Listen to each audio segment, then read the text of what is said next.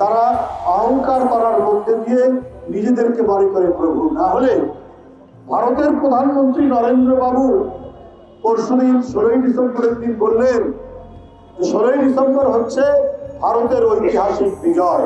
আপনি তো বাংলাদেশের স্বাধীনতাকে, বাংলাদেশের স্বাধীন ভূখণ্ডকে, বাংলাদেশের মুক্তিযুদ্ধকে, বাংলাদেশের মুক্তিযোদ্ধাদেরকে আপনি ইনসাল্ট করলেন, অপমান করলেন। যুদ্ধ করেছে বাংলাদেশের তামাল ছেলেরা, লুঙ্গি কোষে বেঁধে নদী নালা খাল বিল বনে জঙ্গল থেকে পাকিস্তান হানাদার বাহিনীকে প্রতিরোধ করেছে। আপনারা একটি মিত্রের বন্ধুর ভূমিকা পালন করেছে। এটা বাংলাদেশের বিজয় দিবস না, এটা ভারতের বিজয় দিবস হয় কি করে? তার মানে ওনারা আমাদের মুক্তিযুদ্ধকে অবজ্ঞা করতে চান, আমাদের মুক্তিযোদ্ধাদেরকে অবজ্ঞা করতে চান, আমাদেরকে 30 লক্ষ মানুষ অকাতরে জীবন দিল সেটাকে তারা তুচ্ছ তাচ্ছিল্য করতে চান। গোটা বিশ্ববাসী জানে এইটা বাংলাদেশের দামাল ছেলেরা, তারা জীবন বাজি নিয়ে যুদ্ধ করেছে, 30 লক্ষ লোক জীবন দিল, ওই জীবনের কোনো মূল্য নেই। মোদিবাবু আপনি বলছেন এইটা আপনার বিজয় দিবস, এটা ভারতের বিজয় দিবস। আমাদের মুক্তিযুদ্ধের সর্বাধিনায়ক জেল ওসমানী সাহেব একটি কথা বলেছিলেন, ভারত যদি আমাদেরকে সহযোগিতা নাও করতো তাও বাংলাদেশ স্বাধীন হতো। কারণ একজন তেজস্বী অদম্য সাহসী যখন রাজনৈতিক সিদ্ধান্ত কোন রাজনীতিবিদ দিতে পারেননি, সেই সময় কালুরঘাট বেতার কেন্দ্র থেকে একজন তরুণ মেজর বাংলাদেশের স্বাধীনতা যুদ্ধের ঘোষণা দিয়ে যে তরঙ্গ তৈরি করেছিলেন, এই তরঙ্গে অন্যান্য সেনা অফিসার এবং অন্যান্য বাংলাদেশের মানুষ উদ্বুদ্ধ হয় এবং তারা মুক্তিযুদ্ধে ঝাঁপিয়ে পড়ে। আজকে ক্যাপ্টেন মহিউদ্দিন জাহাঙ্গীর, আজকে মতিউর রহমান, হামিদুর রহমান, এই যে বীর শ্রেষ্ঠ, তারা কিসের জন্য জীবন দিয়েছে? ওরা কি ভারতের বিজয়ের জন্য জীবন দিয়েছে, না তার নিজ দেশ তৎকালীন পূর্ব পাকিস্তান পাকিস্তানিদের কাছ থেকে বিচ্ছিন্ন করে এটা একটি স্বাধীন সার্বভৌম বাংলাদেশ প্রতিষ্ঠার জন্য তারা যুদ্ধ করেছে? তারা মনে করে যে এটা চিরদিন আমাদের গোলাম হয়ে থাকে, অনুগত হয়ে থাকে। আমি ভারতের দিল্লির নীতি নির্ধারকদেরকে বলি, আপনারা যদি বাংলাদেশের স্বাধীনতা সার্বভৌমত্ব বিশ্বাস করেন তাহলে আপনার ভারত থেকে বাংলাদেশের বিরুদ্ধে এত অপপ্রচার কেন? শেখ হাসিনা পালিয়ে গেছেন, এই মনোকষ্টে আপনারা অসংখ্য মিডিয়ায় প্রতিদিন বাংলাদেশ বিরোধী বক্তব্য রাখছেন। আপনাদের এত প্রেম কেন শেখ হাসিনার বিষয়ে? এটারও কারণ আছে। কারণ ভারতের বিএসএফ প্রায় দিনই 2 দিন 3 দিন পর পর আমাদের সীমান্তে বাংলাদেশিদের হত্যা করে। একমাত্র শেখ হাসিনার সরকার ছাড়া বাংলাদেশের বিভিন্ন রাজনৈতিক দল এটার প্রতিবাদ করবে।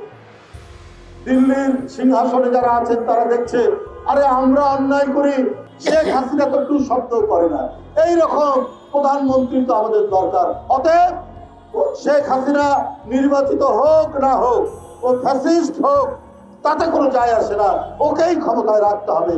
এই 16 বছর একমাত্র দিল্লি ছাড়া, ভারত ছাড়া শেখ হাসিনাকে দুনিয়ার কোন দেশ সমর্থন করেনি। এই কারণেই আজকে তাদের মনে খুব ব্যথা। আমি দিল্লির মসনদে যারা আছেন তাদেরকে বলি, যখন বাংলাদেশের মানুষের উপর শেখ হাসিনা অত্যাচার করছে, গুম করছে, ক্রস ফায়ার দিচ্ছে, মানুষের লাশ পাওয়া যাচ্ছে নদী নালা খাল বিল প্রত্যেকটি জায়গায়, সেই দিন কিন্তু কেন আপনারা একটি টু শব্দ করেননি? কারণ শেখ হাসিনা আপনাদের আপনজন, আপনাদের অন্যায়, আপনাদের সমস্ত অবৈধ কাজ শেখ হাসিনা মেনে নেয়, কিন্তু বাংলাদেশের মানুষ এটা মানে না বলেই আজকে বাংলাদেশের বিরুদ্ধে আপনারা বিষোদ্গার করছেন, বাংলাদেশের বিরুদ্ধে আপনারা নানা ধরনের অপপ্রচার করছেন, সংখ্যালঘুদের উপর করে নির্যাতন করছেন। কোথায়? এইবারে সবচাইতে শান্তিপূর্ণ দুর্গাপূজা হয়েছে বাংলাদেশে। হিন্দু মুসলমান বৌদ্ধ খ্রিস্টান কাঁধে কাঁধ মিলিয়ে আমরা সাম্প্রদায়িক সম্প্রীতি আমরা বজায় রেখেছি। মোদী সাহেব, আপনাদের কি সেই দৃষ্টান্ত আছে আপনারা 400 বছরের মসজিদকে ভেঙে গুড়িয়ে দিয়েছেন। আপনারা নামাজের উপর আক্রমণ করেন, নামাজরত অবস্থায় মানুষের উপর আপনারা আক্রমণ করেন। সেই ছবিও আমরা ভাইরাল হতে দেখেছি।